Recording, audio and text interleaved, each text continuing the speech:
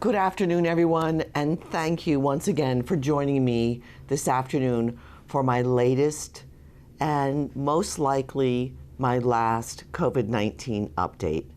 As you already know, most restrictions, including limitations placed on businesses to reopen, were rescinded last weekend on May 29th, as Massachusetts is on target to reach its goal of vaccinating 4 million residents by the end of this month. Massachusetts ranks fourth in the country for the percentage of residents who are fully vaccinated at 53%, and third in the nation who have received at least one dose at 66%. With the exception of remaining mask requirements in public and private transportation systems, hospitals, and other facilities housing vulnerable populations, all industry restrictions are lifted at this time and capacity is increased to 100%, with gathering limits rescinded as well.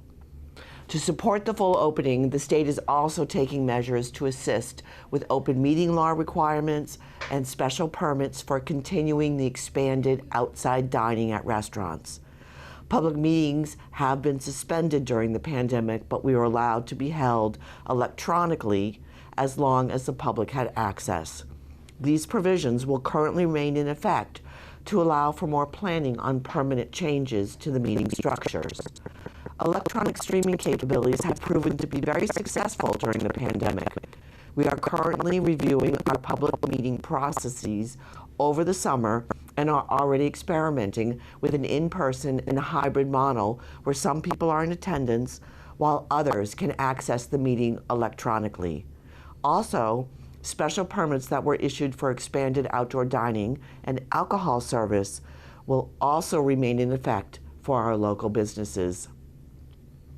We continue to see very few new COVID cases in our community. As of today, we have not had a case in a full week, and our positivity case rate remains low at 0.79%. In Newburyport, 62% of our eligible residents are fully vaccinated, and 74% have received at least one dose. And now, individuals aged 12 and older who live, work, or study in Massachusetts are eligible for a vaccine. This is just wonderful news as we continue our return back to normal. We have come so far, but I'm still urging everyone to get vaccinated. The Lower Merrimack Valley Regional Collaborative has completed all its scheduled vaccination clinics. The collaborative is on hold, but will be reactivated if additional clinics are needed in the future. The collaborative has administered over 27,000 doses, and over 91% of the population within the collaborative aged 65 or older have received at least one dose. Congratulations and thank you to all the volunteers who helped make this collaborative so successful. Additionally, the Beth Israel Lahey Energex Hospital Clinic closed at the Senior Community Center last Friday and administered over 20,000 doses. My thanks to Paula Burke, our COA director, and staff for their support and assistance in coordination of the clinic site. Together, these clinics have made a significant impact on vaccinating people in the greater Merrimack Valley region. So where are we in all of this? At the beginning of the year, we were still very much in the depths of the pandemic. Parts of our economy that depended on close physical contact and their businesses were largely frozen. But with an extraordinarily successful vaccination program, the COVID cases are dropping. And as our fears subside, the economy is beginning to recover. Restaurants are coming back along with our cultural and arts programs as we all look forward to return to activities we have all missed. We have launched a new video to market and highlight our cultural district and the arts. Please access this wonderful tribute to all of our cultural programs at the city Facebook page. Newburyport's cultural scene is back on. Although we are looking forward to resuming activities we have lost during this pandemic, I am asking everyone to please be patient as businesses transition to full operations. All across the city and beyond, we are seeing problems that are expected when the economy starts to move forward in reopening after being at a standstill. A major issue being employee shortages impacting all sectors of the economy and significant delays in manufacturing production. These problems should resolve in the upcoming months. The Newburyport Public School District is adhering to the updated school regulations. Having the students back for in-person learning has lifted the spirits of both students and faculty, and overall has brought back a better and healthy routine. As of now, all students and adults will continue to wear masks indoors and on buses for the remainder of the school year. The pool testing program had been very successful and is encouraging to see more students age 12 and up getting vaccinated. I again encourage all eligible residents to please get a vaccine. This week, we celebrate our high school seniors. Despite a year filled with uncertainties and complications brought on by the COVID-19 pandemic, the class is moving forward with a week of social activities and a traditional graduation, thanks to guidance from the state. Saturday, students and families will come together in a celebratory way, lined up in decorated cars for a senior car parade. This new event was created last year in the height of the pandemic and was very popular. Thus, we've started a new tradition. On Sunday, our students, families, friends, and faculty and staff will gather for graduation. Congratulations, class of 2021. The current plan for the fall is to return to all in-person learning for the academic year with the health and safety requirements in place. More on that to follow, but for now, we celebrate our school community for all they have achieved and accomplished through this unprecedented pandemic.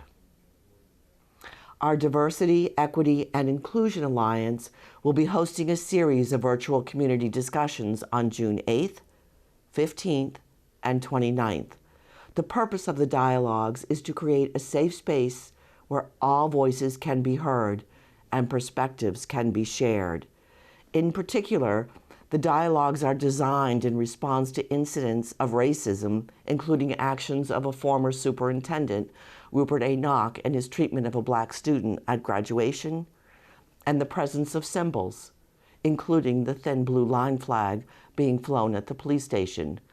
These dialogues are open to anyone living, working for, or working in the city. Participants must be at least 14 years old. We welcome your participation. Your voice matters. By participating, you will be taking part in creating an open and welcoming community. While not mandatory, we strongly suggest that participants commit to all three dialogues if they are able, as they are designed to build off of each other. If you are interested in participating, advance registration is required. You can do so by visiting the DEI Alliance's website at www.nbptdeialliance.com. On Friday, June 18th, please join us to honor Juneteenth Day, the oldest nationally celebrated commemoration of the ending of slavery in the United States. This is a new official holiday for our state. We will gather at 11:30 a.m. at the entrance of City Hall to take time to reflect, learn, and increase awareness on why this day is important and to commemorate this holiday. In other news, the newly paved riverfront portion of the Clipper City Rail Trail, adjacent to the wastewater treatment plant, is now open to the public as we complete the 6-month shoreline resiliency project. From design and engineering of the rail trail to fundraising and grant writing to help it come to fruition. There have been a lot of challenges over the years in completing all areas of the rail trail. This particular segment, located between Joppa Park and the American Yacht Club, has been especially complicated due to significant storm erosion along the Merrimack River and the presence of PCBs, contaminated soil along the old rail trail. The city completed the removal of all PCB contaminated soil last fall. As part of the project, a stone revetment wall was built to stabilize roughly 900 feet of the Merrimack River shoreline. An elevated berm was also built with a paved trail to complete the popular walking and biking path. We are thrilled to complete this continuous loop around the core of Newburyport. A ribbon-cutting event to celebrate completion of this important resiliency project is scheduled at this section of the rail trail next Wednesday, June 9th at 4 p.m., and the public is welcome. Please gather at Joppa Park. A few other city business updates on outside operations. On June 10th at 3:30 p.m., we will be celebrating the opening of Minco's One Boston Way. 76 rental units with 25% affordability in our smart growth district. We look forward to Minco's second rental unit complex on Boston Way that will begin in the next several months. The Safe Routes to School project on High Street is essentially completed. Thank you all to all of our residents for your patience and cooperation during the time it took to complete this very important work for the city surrounding our schools. The city has also been repainting crosswalks citywide over the last few weeks. With the exception of Merrimack and High Street, all of the crosswalks in the city will be repainted. There are about 100 left to be completed, and the contractor will be completing this work through next week at night. Another contractor will then be brought in to repaint the double yellow lines on our roadways, High Street and Merrimack. Going forward, I will be focused on our city's economic recovery and operations, along with monitoring our public health situation. From here, I will send monthly updates to the community and look forward to staying in touch. I'm very excited for the future of our city and our community. I hope you will join me in enjoying the best the summer has to offer in Newburyport by exploring our arts and cultural scene, dining in one of our many restaurants, getting out on the river, or spending time in one of our many parks. We all need to help to support our local economy. A year ago, we had come to terms with a long, difficult journey ahead. 12 months later, the end of the pandemic is in sight.